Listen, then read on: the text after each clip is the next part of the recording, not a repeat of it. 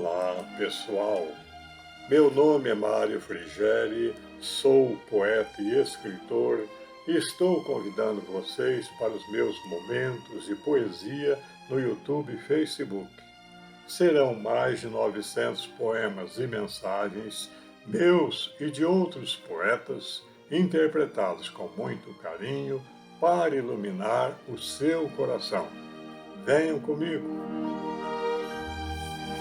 Entrevista com 25 celebridades. Imaginei-me desdobrado em espírito e arrebatado a uma elevada região do infinito, onde o Espírito Verdade reunia 25 grandes vultos que viveram no mundo em várias épocas. Eram homens com responsabilidades nos campos da ciência, da filosofia, da política, da religião, da música, da pintura e em diversas outras áreas das atividades humanas.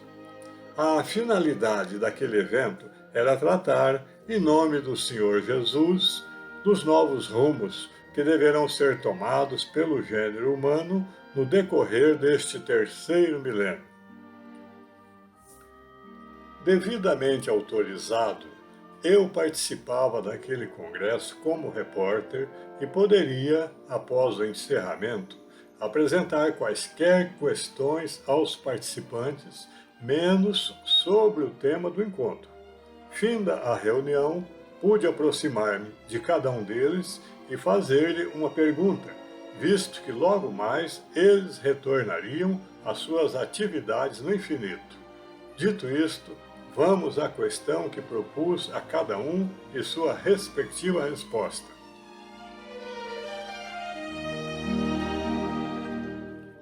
1. Leonardo da Vinci. Pergunta: como o senhor conseguiu ser tão pródigo em suas invenções? Resposta: a curiosidade foi meu guia supremo, uma chama que nunca se apagou.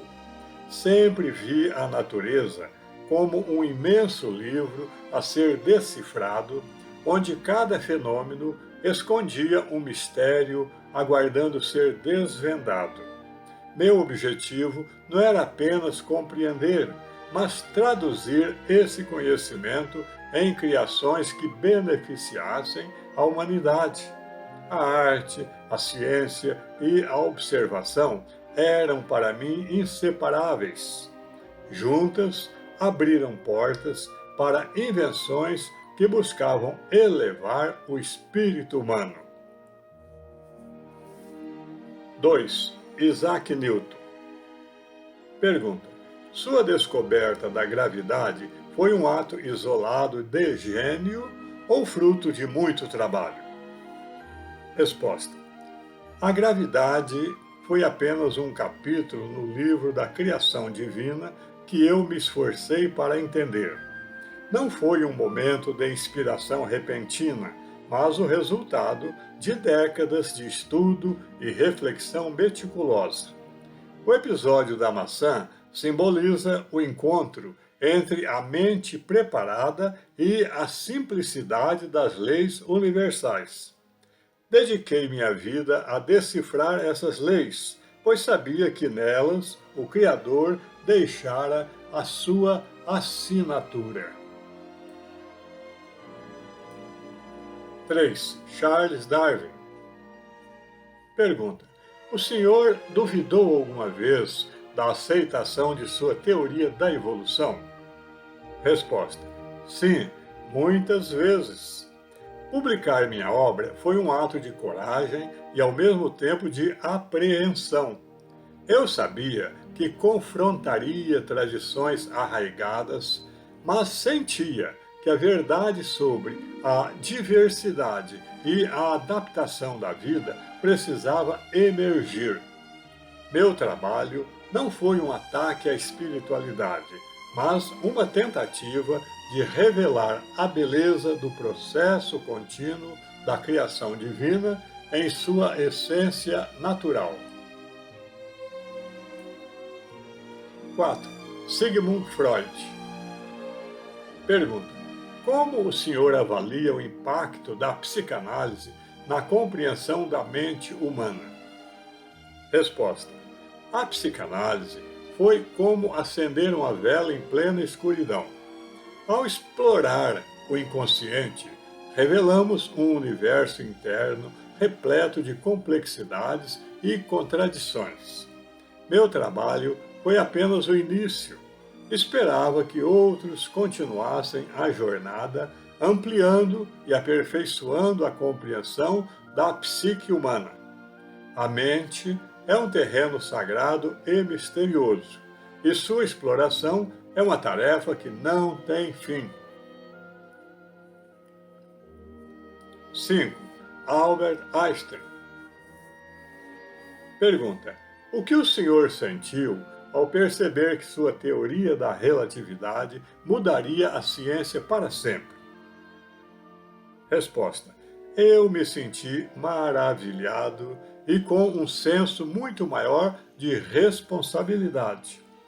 A relatividade revelou uma ordem no universo que é ao mesmo tempo matemática e divina. Essa descoberta foi para mim um lembrete da pequenez do ser humano diante do infinito e, ao mesmo tempo, da grandiosidade de nossa capacidade de questionar e compreender. 6. Karl Marx. Pergunta: o senhor chegou a imaginar que suas ideias poderiam deflagrar tantas revoluções sangrentas no mundo? Resposta: jamais desejei que minhas ideias fossem usadas para justificar a violência. Meu propósito era denunciar a exploração e inspirar a construção de uma sociedade mais justa. Infelizmente, as ideias, uma vez lançadas no mundo, tomam rumos que escapam ao controle de seu autor. Só espero que, no futuro, meu trabalho seja visto como um convite à reflexão e não uma receita para a destruição. 7. Friedrich Nietzsche. Pergunta: a que o senhor visava, afinal, com a criação do seu super-homem? Resposta: eu desejava libertar o ser humano das cadeias de valores obsoletos que o aprisionavam. O super-homem não é um tirano, mas um criador de novos sentidos, alguém que transforma a existência em uma obra de arte. Minha intenção era incitar a humanidade a romper com a mediocridade e a alcançar sua plenitude por meio da autenticidade e da coragem. 8. Napoleão Bonaparte. Pergunta: o que o senhor considera sua maior conquista?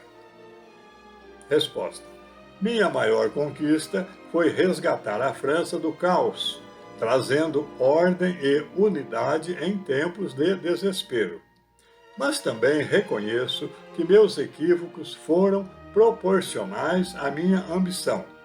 Acreditei que o poder militar podia transformar nações, mas aprendi que a verdadeira transformação é a que toca os corações e mentes das pessoas. 9. Vladimir Lenin. Pergunta: alguma vez duvidou do caminho revolucionário que escolheu? Resposta: sim, pois sabia que a revolução traria sacrifícios imensos. No entanto, acreditava que a ruptura era necessária para libertar os oprimidos.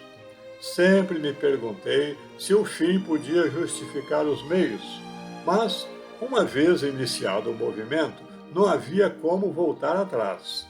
Só espero que a história não me julgue apenas pelos erros, mas também pelos ideais de justiça que defendi.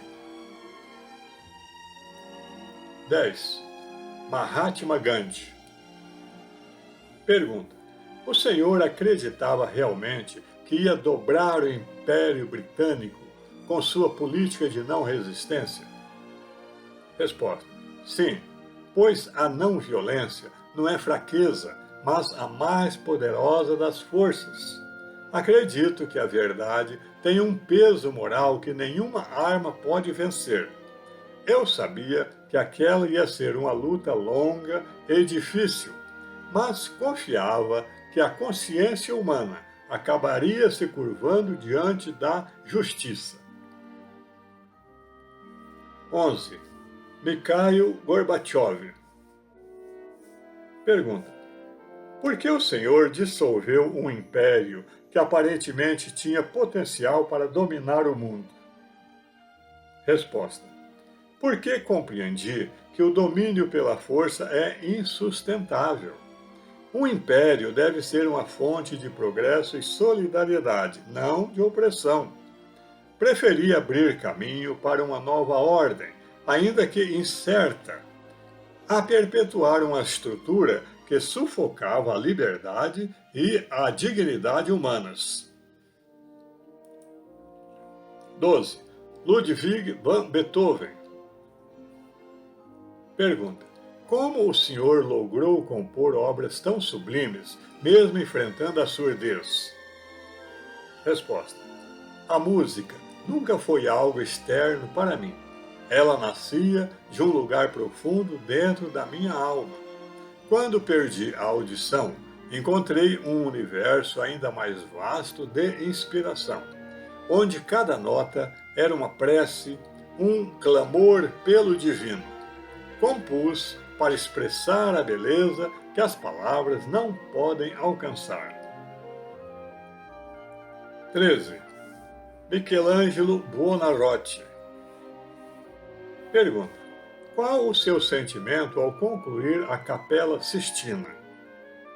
Resposta: senti uma exaustão indescritível, a par de uma imensa gratidão por ter sido um instrumento da criação divina. Cada pincelada era uma oração, um esforço para capturar o sublime.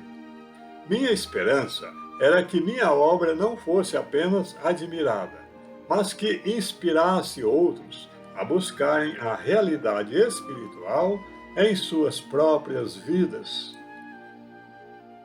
14. Moisés pergunta: em que fundamentos o senhor se baseou para dizer que a humanidade procedeu de um casal? Resposta: foi uma forma simbólica de explicar a unidade da criação divina. Todos somos irmãos, filhos de um mesmo Criador. A narrativa de Adão e Eva representa o início da jornada humana sob orientação invisível, enfatizando a responsabilidade moral e espiritual de cada um. Não se trata de um relato literal, mas de um ensinamento emblemático que aponta para a nossa origem comum e para o dever de convivermos em fraternidade. 15. O Buda pergunta: qual foi o momento mais decisivo em sua jornada espiritual? Resposta: foi ao compreender que o sofrimento humano decorre do apego. Quando percebi que a raiz do sofrimento é o desejo insaciável e que a libertação está em cultivar a serenidade e o desapego, alcancei a iluminação. Esse momento de despertar foi a ponte para compreender a impermanência de todas as coisas e encontrar a paz que supera todas as ilusões do mundo material. 16. Confúcio pergunta: qual princípio de sua doutrina o senhor considera o mais importante? Resposta: a reciprocidade. Não faça aos outros o que não deseja para si. Esse princípio, além de promover a harmonia social, também eleva a moralidade individual. Quando agimos com respeito e empatia, criamos uma sociedade em que os valores superlativos da alma prevalecem. É a base para uma vida virtuosa e para a construção de uma comunidade próspera. 17. Apóstolo Paulo pergunta: o Senhor imaginava que suas epístolas iriam constituir a base teológica do cristianismo? Resposta: jamais imaginei tamanha repercussão. Escrevia para encorajar e guiar os primeiros cristãos em meio às dificuldades e perseguições. Meu foco era fortalecer a fé e unir as comunidades. Saber que minhas palavras ainda ressoam é uma alegria, mas também um lembrete de que a mensagem do Cristo precisa ser vivida e não apenas estudada. 18. Maomé pergunta: qual é a essência da mensagem do Alcorão para a humanidade? Resposta: é a unicidade de Deus e a submissão à sua vontade. É um convite à justiça, à compaixão e à solidariedade entre todos os seres humanos, independentemente de raça ou condição social. O Alcorão ensina que cada ação deve refletir amor e respeito à criação divina, promovendo um mundo de paz e harmonia onde prevaleçam a fé e o serviço ao próximo. 19. Santo Agostinho pergunta: na qualidade de um dos grandes expoentes do catolicismo, o que o levou a colaborar na elaboração do Espiritismo ao lado de Allan Kardec? Resposta: a busca pela verdade não termina em uma única vida. Meu trabalho como teólogo foi o ponto de partida para uma compreensão mais ampla da espiritualidade. No Espiritismo, encontrei a continuidade do aprendizado sobre a imortalidade da alma e a evolução espiritual. Foi uma oportunidade divina para expandir as ideias sobre a justiça de Deus e o progresso das almas rumo à perfeição. 20. Martinho Lutero pergunta: era sua intenção rachar o cristianismo quando deu início ao movimento protestante? Resposta: minha intenção era reformar, não dividir. Queria corrigir abusos e fazer a fé retornar à sua pureza original com um foco maior na palavra de Deus. A fragmentação foi uma consequência indesejada, mas acredito que o propósito maior, que foi a busca pela verdade e pela liberdade de consciência, trouxe novos horizontes para a espiritualidade cristã. 21. Allan Kardec pergunta: a influência protestante de Pestalozzi teve alguma repercussão em sua codificação do Espiritismo? Resposta: certamente. Pestalozzi ensinou-me o valor do raciocínio livre e do método. Ele me inspirou a valorizar a educação como ferramenta de transformação.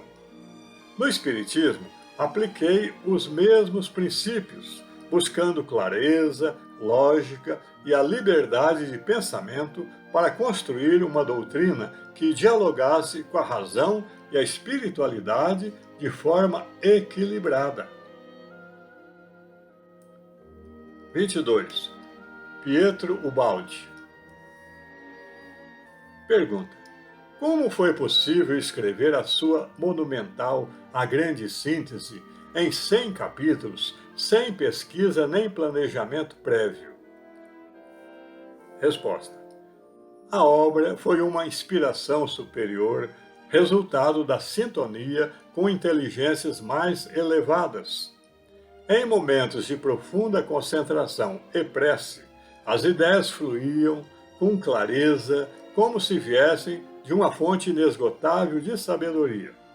Minha função foi ser um instrumento fiel, comprometido em transmitir a mensagem universal com fidelidade e humildade. 23. Alziro Zarur. Pergunta: ao criar a Legião da Boa Vontade, o senhor cumpriu integralmente sua missão ou houve algo que deixou de ser feito? Resposta: cumpri aquilo que me foi possível dentro das circunstâncias que me foram dadas. A LBV plantou sementes de solidariedade e amor, mas a obra do bem é infinita. Cabe às gerações futuras nutrir essas sementes e expandir a mensagem de fraternidade, pois o trabalho de elevar a espécie humana é contínuo e colaborativo. 24. Chico Xavier.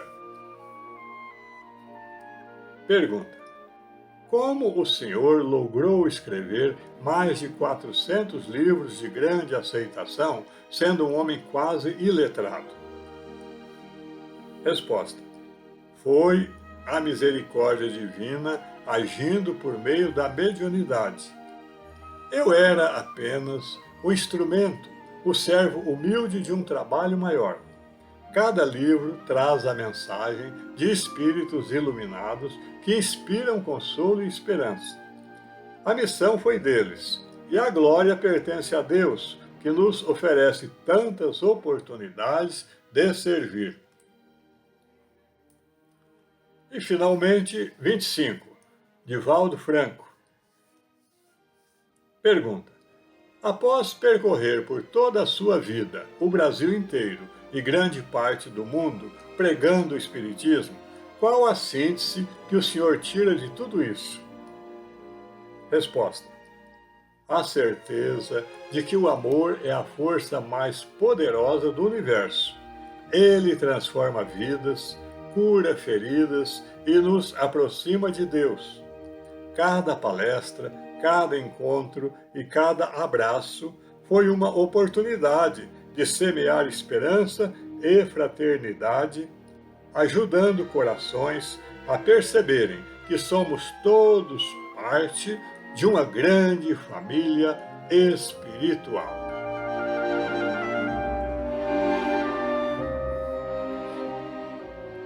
O congresso havia terminado. O brilho das respostas daqueles grandes vultos iluminava minha alma, trazendo novos entendimentos e perspectivas sobre a vida e o destino da humanidade. As palavras de cada um ecoavam como sementes lançadas no solo fértil da mente humana, prontas para germinar. Ao retornar ao corpo físico, trouxe comigo a firme convicção de que, independentemente das obras realizadas, o que realmente engrandece o espírito é a intenção que anima essas obras e o amor com que são executadas. Que as lições desse encontro no mundo invisível inspirem nossa jornada neste terceiro milênio, guiando-nos para um futuro mais justo, fraterno e iluminado por Jesus.